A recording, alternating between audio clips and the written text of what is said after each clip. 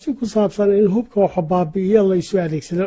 ruushka oo la sheegay inuu shiinaha ka codsaday kaalmo dhaqaale si uu kaga kabto cawaaqibka cunaqabataynta ka dhanka wareeg cusub oo wadahadallaa u dhexeeya ruushka iyo Ukraine oo sii socda iyadoo la wado dadaalo diblomaasiyadeed oo lagu qaboojinayo dagaalka. kulan arrintan la xidhiidhana Isniinta maanta waxaa yeelanaya wufuud ka kala socota Shiinaha iyo Maraykanka. ku soo dhowaada barnaamijka.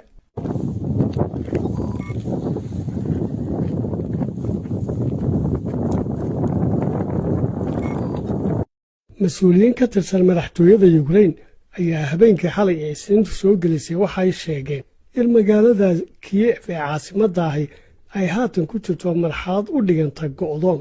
shacabka Ukraine ay diyaar u yihiin inay difaacaan magaaladooda.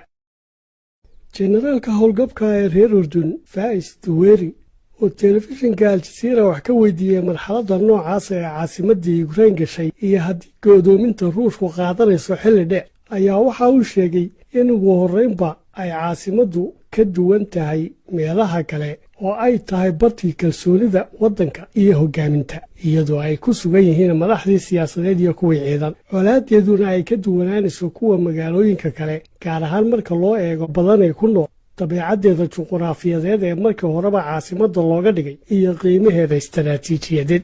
muddadii dagaalku socdayna ciidamada ruushku waxay isku dayayeen buuri mar walba inay go'doomiyaan oo isku xeeraan magaaladaasi, laakiin taa macnaheedu ma aha in marka ay ciidamo go'doominayaan magaalo ay guud ahaanba ay ciidamadaasi isku daboolayaan magaalada iyo dusheeda, laakiin waxa ay gacanta ku dhigayaan buuri goobaha istaraatiijiga ah sida marinada isgaadhsiineed ee lasaga tallaabo waddooyinka ka baxa ama soo gala magaalada iyo meelaha kale ee istaraatiiji ciidamada soo gelaya iyo kuwa ka baxaya.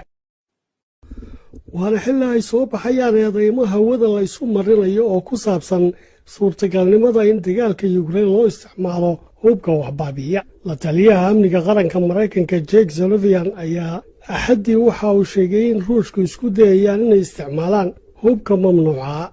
isticmaalka hubka waxgumaadaana waxay noqonaysaa buuri weerar ka dhan ah bani'aadanimada iyo shuruucda caalamiga ah iyo xeerarka iyo khadcas oo uu Putin ka tallaabi doono. xogeyaha guud ee gaashaanbuurta NATO Jens Stoltenberg ayaa isna taa la mida u jeediyey Ruushka, waxaana uu sheegay in eedeymaha Ruushku la soo taagan yahay ee uu Ukraine u jeedinaya ee ku saabsan inay adeegsan karto hubka halista ahi ay taasi caddayn u noqon karto in Ruushka laftiisu ku tala jiro inuu dagaalka u isticmaalo hubka waxbaabiya dabeetana uu eeddaa dusha u saaro dhinaca kale. haddaba inteebay leeg tahay halista ah in Ruushku u adeegsado Ukraine hubka waxgumaada? waa kan Master Elias Hanna oo ka faallooda arrimaha militariga iyo istaraatiijiyadda. أسلحة الدمار الشامل خاصة النووي هو رادع. يعني اليوم عندما تتكافأ الفرص والميازين أو موازين القوى بين الولايات المتحدة الأمريكية، حتى فرنسا لديها النووي وبريطانيا لديها النووي وروسيا، إنما هذا يجعل التوازن الرعب موجود بين الفريقين، ودائما هو الذهاب إلى مرحلة القتال بالواسطة. waxaana uu leeyahay hubka waxbaabiya ama mid nukliyeer ha ahaado ama mid kale ma aha hub dagaaladan caadiga loo isticmaalo, waxaase ay waddamada haystaa ka dhigaan buuri shay ay ku tooqaan oo ay isku difaacaan, taasoo macnaheedu yahay in waddanka hubkaa haysta aan lagu soo weerari karin hub la mida. had iyo jeer waddamada haysta hubka nukliyeerku waxa ay dagaaladooda u isticmaalaan hubka kale ee caadiga ah. Vladimir Putin duulaankiisa hadda uu Ukraine ku soo qaadayna waxa uu isticmaalay dariiqo noocaasa isagoo adeegsanaya hubkii caadiga ahaa, waxaana aynu odhan karnaa buuri Kalashnikov ayaa haatana hubka ugu waxyeelada badan caalamka marka aynu ka qiyaas qaadanno sida uu adduunka ugu faafay iyo dagaalada lagu galo oo ay ugu badan yihiin dagaalada sokeeye.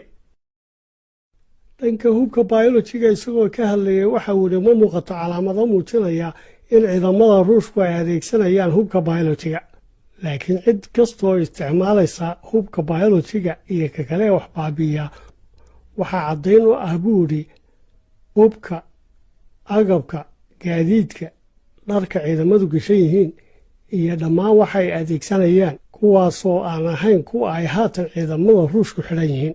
laakiin marka ay cidi isticmaalayso hub biolojiya waxa ay isku qafilaysaa buuli oo gashanaysaa dharka, iyadoo gaadiidka iyo hubka iyo wax kastoo ay wataanna loo gelinayo wax ka difaaca hubka biolojiga.